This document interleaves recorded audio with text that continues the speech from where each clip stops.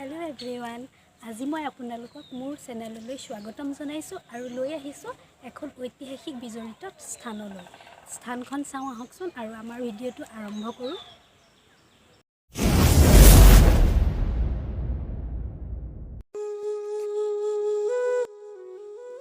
এয়া মই আজি আপোনালোকক লৈ আহিছো মোৰ ভিডিওৰ জৰিয়তে এয়া দেখুৱাইছো বামুনি পাহাৰৰ দৃশ্য এই পাহাৰটোক উখা পাহাৰ নামেৰেও জনা যায় এই পাহাৰটো চাৰিওকাষে আয়তকাৰ দেৱালৰেৰে আগুৰি আছে আহকচোন ওপৰলৈ গৈ থাকো আৰু চাই থাকো কেনেকুৱানো দেখিবলৈ এই পাহাৰটো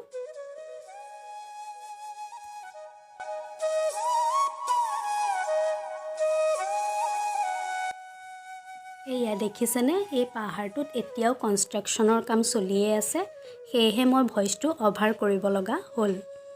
এই পাহাৰটো মূলতঃ পুৰণি প্ৰবাদ অনুসৰি জনা যায় যে এই পাহাৰটো এটা দ্বীপ আছিল পূৰ্বতে অৰ্থাৎ খ্ৰীষ্টীয়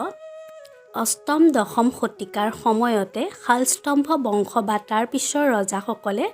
এটা বিষ্ণু মন্দিৰ নিৰ্মাণ কৰোৱাইছিল আৰু তাৰ কাষে কাষে চাৰিটা শিৱ মন্দিৰ আছিল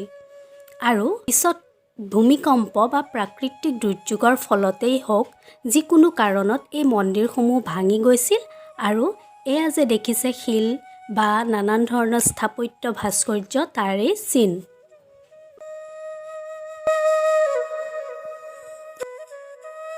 ব্ৰহ্মপুত্ৰৰ পাৰত স্থিত এই পাহাৰত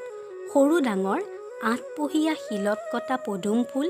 ডাঙৰ শিলাখণ্ডত কটা দশাৱতাৰ মূৰ্তিৰ লগতে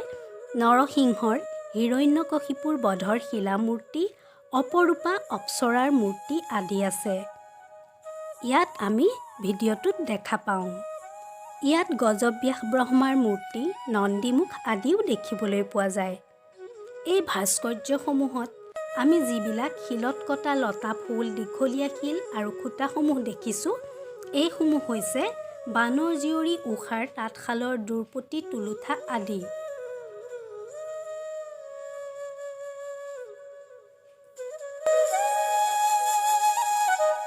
এই বামুনি পাহাৰ আৰু ইয়াৰ ওচৰত থকা লুথেৰান চাৰ্চত থকা টিলাটো আৰু ভৈৰৱী মন্দিৰক সামৰি মুঠতে 7টা মন্দিৰ আছিল বুলি জনা যায় কিন্তু পঞ্চযতন মন্দিৰৰ বুলি অনুমান কৰা এই ধ্বংসাৱশেষবোৰ এটা দ্বীপৰ ওপৰত আছে আৰু চাৰিওফালে আয়তকাৰ দেৱাল দেখা পোৱা যায় ইয়াৰে কেইবাটাও স্তম্ভ আৰু ভাস্কৰ্য চিত্ৰলেখা উদ্যানলৈ লৈ যোৱা হৈছে আজি মই এই ভিডিওটোত আপোনালোকক বামুনি পাহাৰৰ দৃশ্যসমূহ দেখুৱালোঁ যদি ভিডিওটো চাই ভাল পালে তেতিয়াহ'লে লাইক কৰিব শ্বেয়াৰ কৰিব আৰু কমেণ্ট কৰিবলৈ নাপাহৰিব লগতে মোৰ চেনেলটোলৈ যদি নতুনকৈ আহিছে তেতিয়াহ'লে চেনেলটো ছাবস্ক্ৰাইব কৰি দিব ধন্যবাদ